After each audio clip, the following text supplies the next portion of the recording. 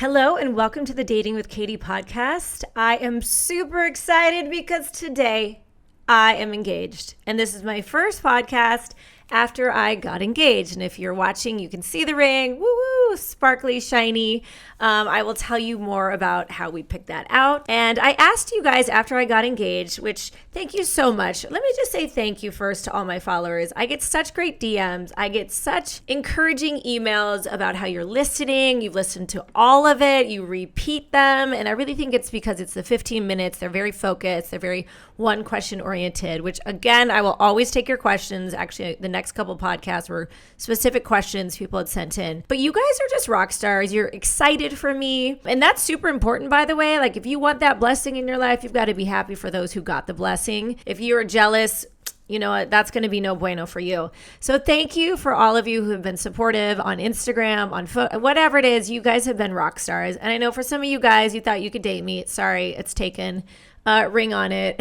But there's other amazing women just like me. And how do I know that? Because they're my friends, because they're in my database. So if you want me to find them for you, remember that I'm a full-time matchmaker. That is my career. I'm not a podcaster, but I am happy to make those introductions for you. So if you want to work with me, click below the work with me link. If that is you, you're that rock star woman that I speak of, you're fit, you're fun, you're feminine, you're working on all those things, and you're ready to date another 20%er, work with me below, get in there. And guys, I have a lot of great courses because there's a lot of details and nuances that go into dating. Now, I'm not a relationship expert. I know a lot of you follow those relationship experts and you read these quotes and you get emotional and yes, that's what's happening in dating. But hey, look, I'm going to be honest. Some of you just don't even dress right for these dates. And sadly, because there's so many people that we can go through in dating, and I'll talk about that in a minute. You know, the disposable dating is so optional. It's just option after option that you've got to show up looking like you mean it, right? Just like any job interview. There's lots of people who are options. You've got to be memorable. So again, make sure that you're using some of my courses. I've got 7 Steps to Sexy for Women, 6-week series. You'll love it. Guys, I am doing Style Yourself Confident. This one's legit. Like women are all the time saying to me, Katy, he should just know how to dress right. Well, sadly, a lot of you men do not. And it's, I have my last podcast on it, but it's really just the touch points. And in my course, you will see that I am showcasing you. I have an expert coming on. You need to get that course. I promise you, right? All the tips and tricks from Katy you will hear about, which is one of the reasons why I love my man, because he dresses so great. Like we are a little power couple when we walk in. And you guys want that, beautiful, powerful woman. Well, you got to show up equal. So check those courses out. And if you're new to dating, 14 Days to Dating Success is so fun. 14 days of all of my best tips. So it's like 3 to 5 minutes a day. It's everything wrapped into one. So make sure you check those out. All right, you guys. Well, let's get started with the fun story because I got engaged. Woo woo. So excited. I knew it was coming because there does come a season where it's like, let's get the show on the road, right? So let me give you a little bit of a backstory. And a lot of these questions, I have about 14 questions that you guys asked me. So this may run into a podcast too. Like I got engaged, not again, but I got engaged continued. And, how did you meet him? How many men did you date before him? What I'm going to say, let me give you a little backstory about a year ago. About a year ago, we were many years in, a couple years in, about 3 years in, 3, 4. And I was at a stage in my life where like, put a ring on it or not. Okay, I'm going to tell you my Taken story, which was not part of this, but I'm going to tell you my Taken story. And, he was super committed. There was no question about that. He talked about the idea that, yes, he wanted to marry me one day. And I'm just like, bro, what is taking so long? And at some stage, I did understand that men need to get their ducks in a row, ladies. They just feel better knowing that they've, squared away every little thing, every little nuance. And sometimes they're not telling you what their nuances is because men are working in their mind. He's more of that engineering mind where I'm more the creative, artistic, talking mind. So I knew there were things in his mind that he was trying to figure out before getting engaged. So I had brought up an idea, and this is my own creative idea. I love it. I didn't want to pressure him into getting engaged. And as a matter of fact, my kids were not out of the house yet. So that was one thing I knew that I didn't even want to move forward towards a marriage until my kids were out of the house. Like that was super important to me. Some people, I just didn't want to mix. Like they're just, and I was close to the end of the season of becoming an empty nester. So I suggested, instead of getting engaged, instead of a promise ring, that sounds so third grade, I said to him, hey, do you want to get me a Taken ring? And literally, it's just a taken ring. Like, it had nothing to do with the pressure, but I loved the idea of going out and about in public with a ring on my finger. Like, this girl is taken. Like, I hated going to places and having to ward off men because I'm in a relationship. Like, it's hard to know, right, guys? Like, you don't know if you're going to come up to me at a bar. Oh, I'm sorry, but I'm in a relationship. How would you know that? And so because we were so committed and we were doing a long distance, and you'll hear about that, I knew he was in.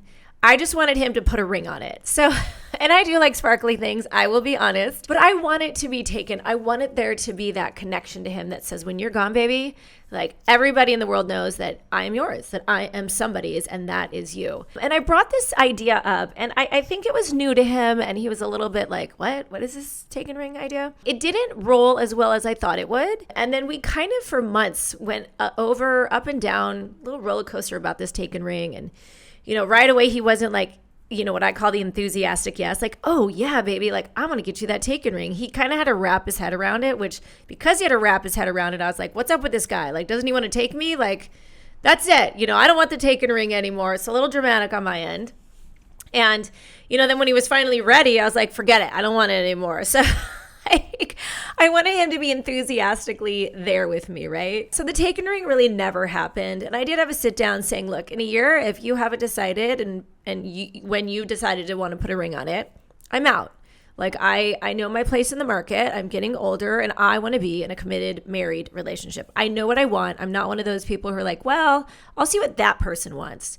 And I talk about this, you guys. You cannot be the person who's like, I'm open, I'm flexible. No, you're not.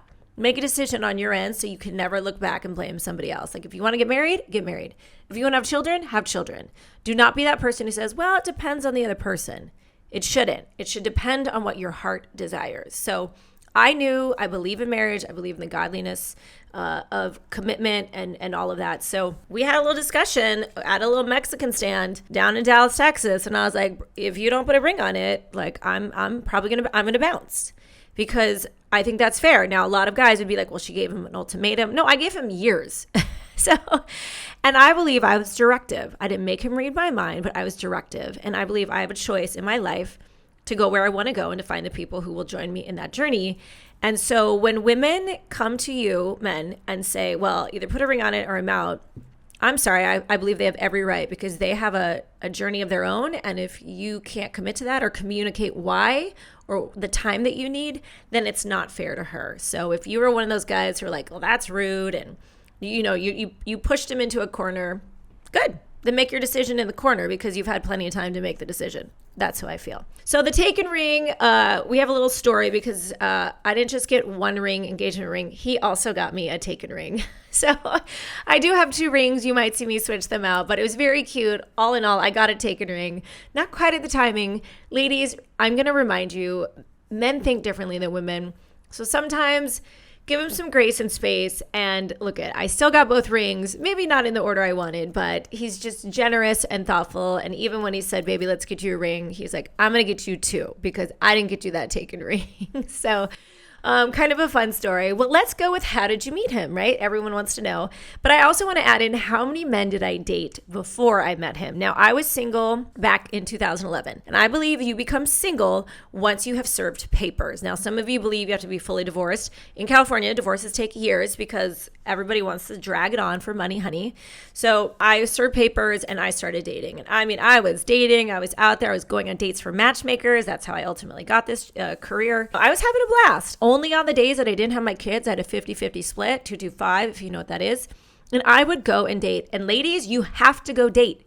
You cannot think that it's just going to come to you. No one's coming from Target, walking in and wooing you.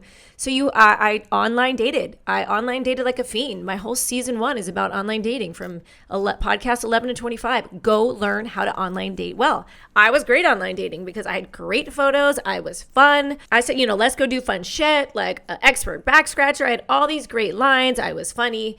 You have to market yourselves. It's sales and marketing. So for both sides of you guys.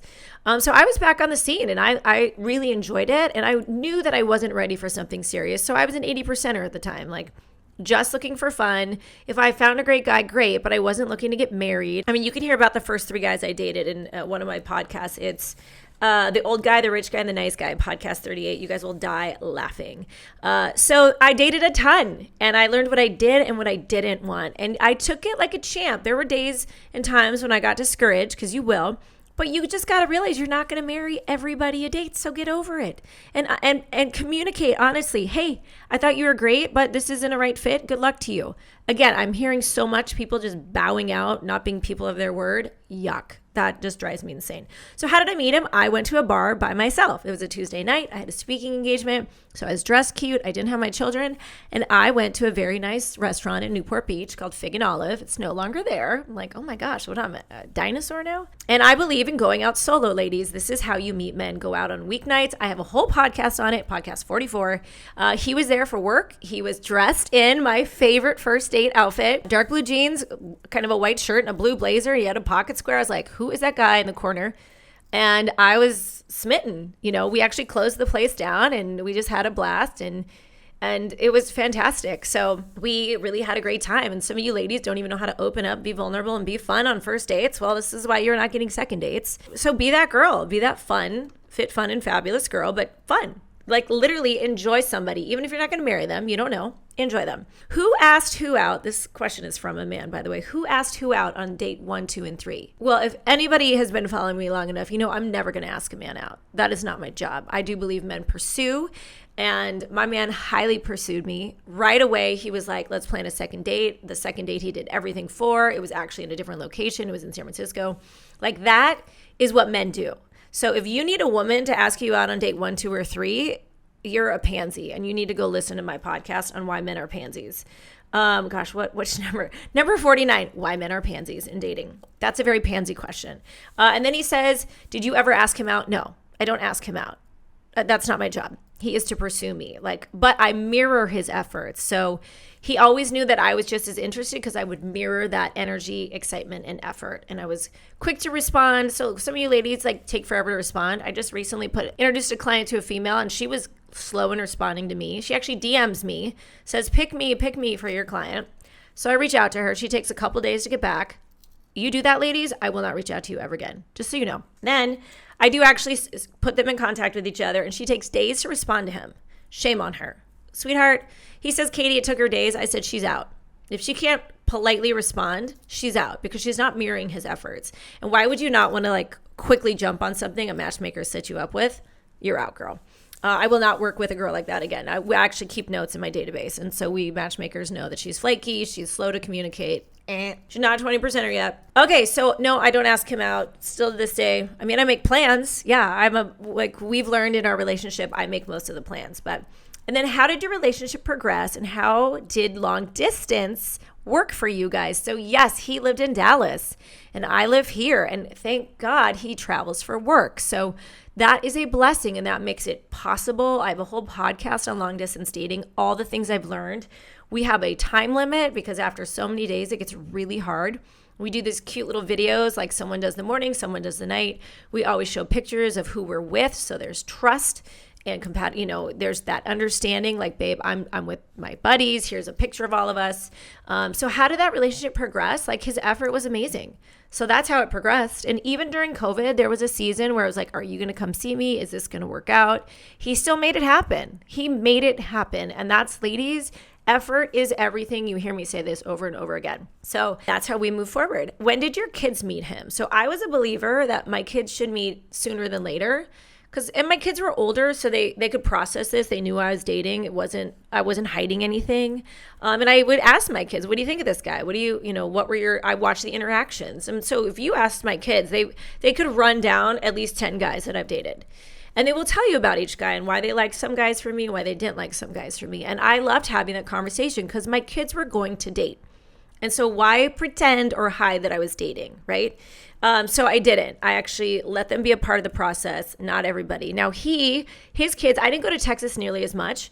So I really didn't meet his kids till much later. They were older. It was a different subset. It was a different, I had been divorced for a long time. So it was a different vibe, which was fine. And that's kind of how we worked the kiddos in. Now here is where I'm going to have to stop this podcast because I always keep these short. So move on to my next podcast where I have the rest of this I'm going to answer. You guys are going to love it. I feel like you're going to hear all of my tidbits and sound bites through my dating process and see how and why this works. All right, you guys. So let's go to the next podcast and I'll see you there.